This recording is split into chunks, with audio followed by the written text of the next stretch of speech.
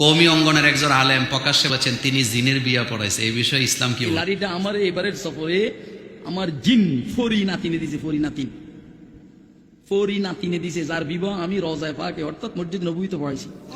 এটা উনি বলছে, কেন বলছে এটা উনি জানে। তবে আমার মনে হয় দুইটা বিষয় এখানে কাজ করে। একটা বিষয় হলো,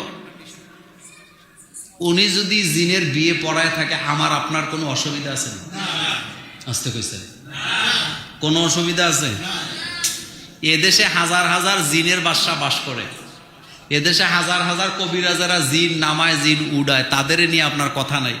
কিন্তু উনি একটা কথা বলছে, আপনার যদি এটা বিশ্বাস না হয়, এটা কি বিশ্বাস করা ফরজ? একজন আলেম বলছে আমি জিনের বিয়ে পড়াইছি, এটা কি বিশ্বাস করা ফরজ? এটা নিয়ে ওনার সমালোচনা করে লাভ কি? তবে আমার কাছে মনে হয় উনি হয়তো এটা স্বপ্নে দেখছে, বয়স হয়েছে তো বলে ফেলছে। তবে সব কথা বিজ্ঞান দিয়া প্রমাণ করা জরুরি না। কবরের আযাব আপনি কি বিজ্ঞান দিয়া প্রমাণ করতে পারবেন? মৃত্যুর যন্ত্রণা আপনি কি বিজ্ঞান দিয়া প্রমাণ করতে পারবেন? হ্যাঁ, পারবেন? অনেক কিছুই বিজ্ঞান দিয়া প্রমাণ করা যায় না। বিজ্ঞান তো একসময় জিনদেরকে অস্বীকার করত। যখন বিজ্ঞানের ঘরে ঘরে ঢুকছে জিন, এখন কয় না জিন আছে। শোনেন, আমেরিকাতে অসংখ্য পরিত্যক্ত বাড়ি পাবেন যেখানে মানুষ বাস করতে পারে না জিনের কারণে।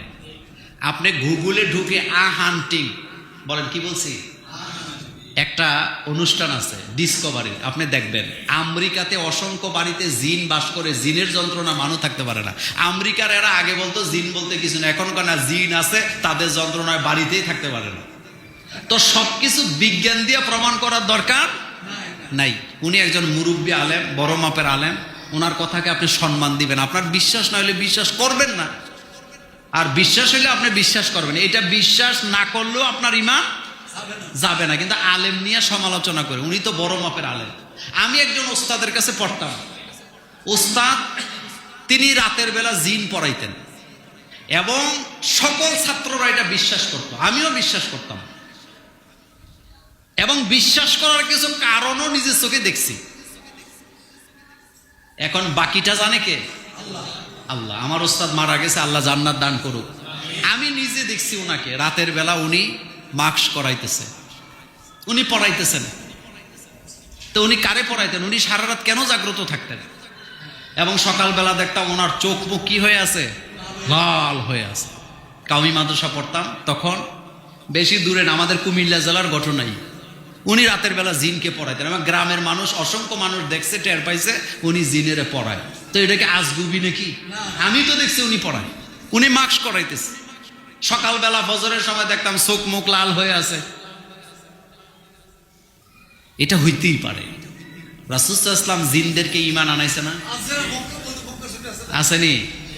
মদিনাতে এখনো একটা জায়গা আছে যেখানে গাড়ি থামায় রাখলে উল্টা চলে,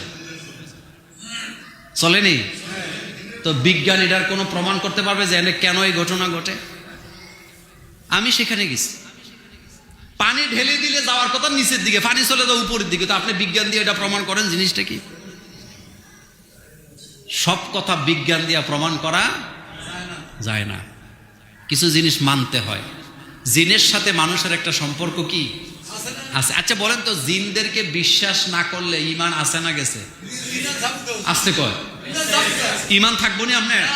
মিনাল জিন্নাতি ওয়ামা খলাকতুল জিন্না ওয়াল ইনসা ইল্লা লিয়াবুদুন। আল্লাহ বলতেছে আমি জিন আর মানুষকে তৈরি করছি আমার গোলামি করার জন্য। তো একজন আলেম যদি জিনের বিয়ে পড়ায় থাকে, আমার সমস্যা কি?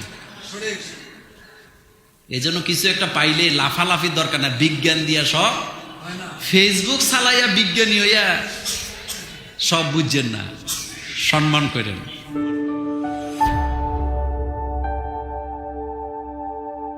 Islamic Tone 24 in charge of the ghetto.